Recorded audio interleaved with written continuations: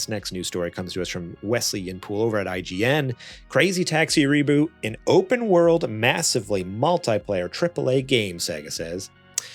Sega has big ambitions for the Crazy Taxi reboot. It's described it as an open world, massively multiplayer AAA game. Crazy Taxi is a driving game series that first appeared in arcades in 1999 before ports on consoles such as the Dreamcast saw it enjoy popularity in the home. You play a taxi driver who speeds through the city to deliver passengers to their destinations, performing stunts to earn points along the way. During the Game Awards 2023, Sega announced new games in the Jet Set Radio, Shinobi, Golden Axe, Streets of Rage, and Crazy Taxi franchises. Alongside the teaser trailer below, the video shows brief gameplay clips of each of the games set to return. In February, Takaya Segawa, who runs Sega's support studio in Sapporo, briefly mentioned the Crazy Taxi reboot as a AAA game. Now, in a developer-focused video interview reported on and translated by Automaton, Sega offered more information confirming Crazy Taxi is a large-scale open-world and massively multiplayer driving game powered by Unreal Engine. Okay. Producer Kenji Kano said that the new Crazy Taxi can be played by many players at once with the goal of maintaining the classic Crazy Taxi style amid these new mechanics. What the image that just popped in my head was like Horizon, Forza Horizon. Is that what it's going to be? Forza Horizon, but Crazy Taxi? That's what makes the most sense. The only thing I worry about is Crazy Taxi is a really high-speed game. So when I'm going, 120 down a street trying to make a fare, and I've got two other people that are coming the opposite way, are we just going to phase through each other, or do I have to worry about colliding with them? Is that another extra challenge on my route? Or someone just like joining the game just to grief other people. Like I just imagine the players who is purposely like creating roadblocks just to like screw people over and stuff. Like it sounds like it'd be fun, but also it could be rough. It sounds like it'd be fun on only one side of it, and then on the other side you're like, this is such a pain. Why did I get this? There's mention of a theme park-like map and motifs inspired by the U.S. West Coast. As Automaton noted, one image reveals the player driving a police car, suggestion new types of modes. There actually is a screenshot.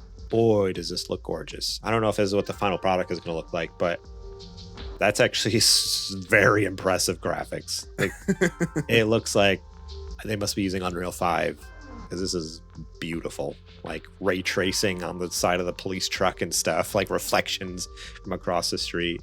Holy cow. There's no release date yet for the Crazy Taxi reboot or other new games announced at last year's Game Awards. Last month, it was reported that Sega is developing a remake of the original Jet Set Radio as a separate project to officially announce the franchise reboot with screenshots and footage popping up online. That's it for that article. So yeah, that didn't really click with me until halfway through that article. This sounds like it could be like a Forza Horizon type deal. I'm trying to remember because I've only played a little bit of those games. In those games, you kind of just phase through people, right? That has like kind of like unless you're in a race. If you're in a specific race with if you're in a race, you don't. Then there's collision. But I think generally it's just kind of like, oh, you're in the same world, but you just go right through the players. And if that's the case, this could be fun. Because then you could just squad up with anyone that you see and be like, hey, let's do a route together or something. Or, hey, let's race. You know what I would love? Do a time trial. Passenger mode. Oh, you could just jump in someone else's taxi. Well, like if you could set yourself up as a passenger, right? And like give people a challenge, like pick a point on the map and then pick the amount of time for them to get there. And then just like put it up on like your own personal little poster board and people could take the mission if they want to. Like kind of like put up your own like bounty kind of thing. Be like, hey, if anyone can beat this. Right. I mean, if anyone can get me across town in 32 seconds, I'll pay you this amount of money out of whatever I have. You know what I mean? Yeah. That'd be pretty sick. That would be awesome. Have like your own like job board that you could put a post on. Hophead Ed makes a good point. He says, why not call it Crazy Uber? Get with the time, Sega. It doesn't hit the same. Doesn't hit the same. Not at all. They're just like, it's just, I mean, that I crazy wonder ride share. I wonder how much they're going to modernize the game. Cause 100% like, Yeah, is it just going to be like you have a phone app? It's basically just you're an Uber driver now. Like, is that what this is going to be?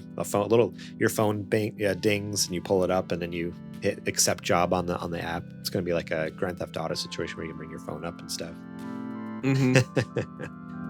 Oh man, I don't have a ton of experience with Crazy Taxi. I've only ever played it at arcades, and even then, I've rarely played it at arcades because I was never good. It's the most fun way to play it is at the arcade.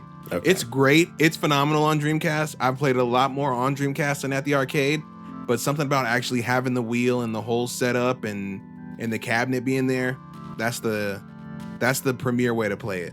Yeah. I feel like you don't see the cabinets a lot anymore though. Like at the very few arcades that even are around, it's definitely one of those games that like, oh yeah, you don't see much anymore. You still see some other like gems around still. Like you'll see like the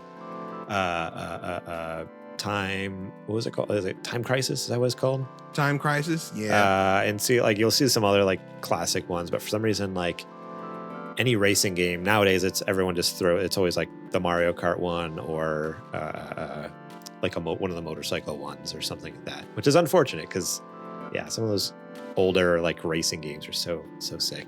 But we will see.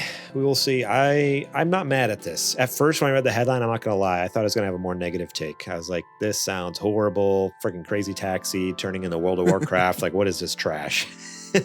But then I was like, oh, wait a second. No, this is Forza Horizon. I was like, that actually sounds kind of sick. Yes, I think it can work. After I was middle of the road until we started hashing it out and talking about it, but no, I think it can actually work. Yeah, they've won me over. All right, you win, Sega. Don't screw it up now. Don't screw it up.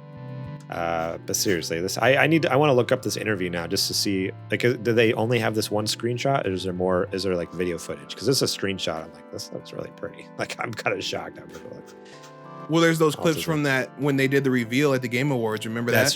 That's true. Which I didn't like do too much digging into, but yeah, maybe I need to look at that too. Because this game's looking nicer than I thought it was going to. I was anticipating like classic Crazy Taxi, just like cartoony, wacky, not great graphics. I'm like, oh no, they're making a modern game. So very cool, very exciting. So look for. We don't have any date on that, right? Yeah, no release date yet. So no, stay tuned. None of those games in that project has a date yet.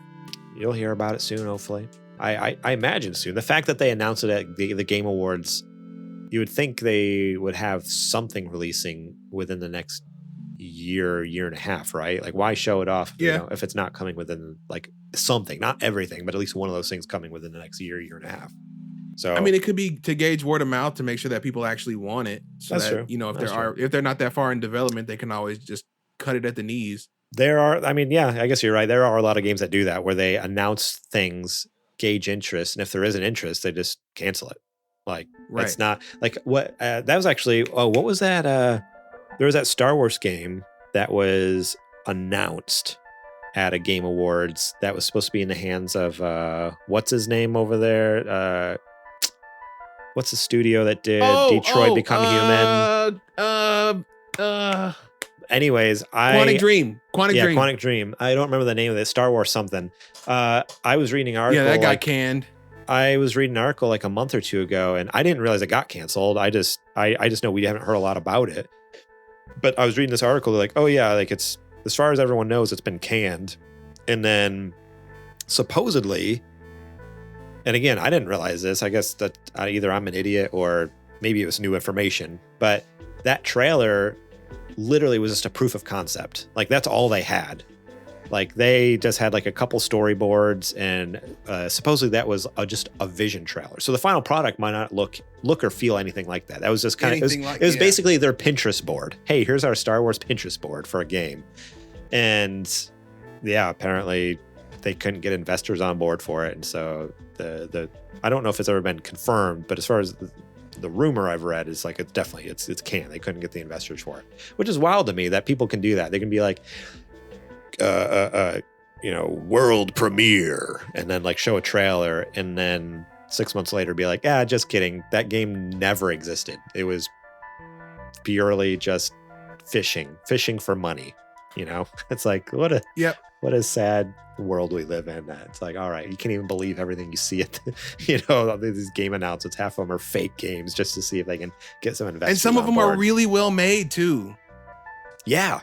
I mean, yeah, the amount of money and time that was spent creating that cinematic was immense. And for that to be like, oh, this is just like our idea board, basically, and we have nothing more than this, blows my mind. But I guess that's business, baby, you know? Sure enough. I mean, yeah. I don't know. What can you do?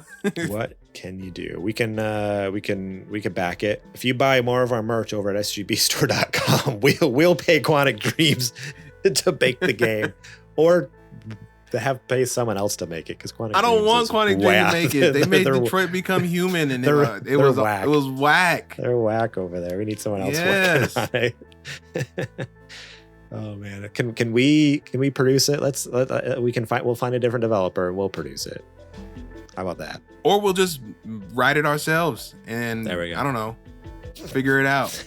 Right, and then just put it in a notebook and on the shelf. No one will ever see it. No, we'll write it and then we'll sell it. We'll sell it to a publisher. We'll write it and sell it to a publisher, and then they can use it. You know, they can make it themselves. But at least we get paid for it, so why not? Yeah.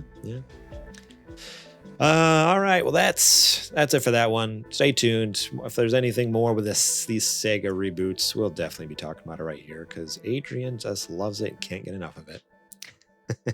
Dreamcast for life, baby. Where's my mini at?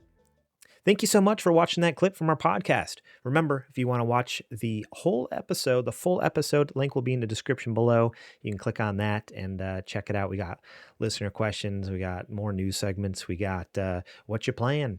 We got a lot of fun things. So yeah, more than just the news. There's a lot more to the show that you should go check out. So remember, click that link in the description. Check out that full episode.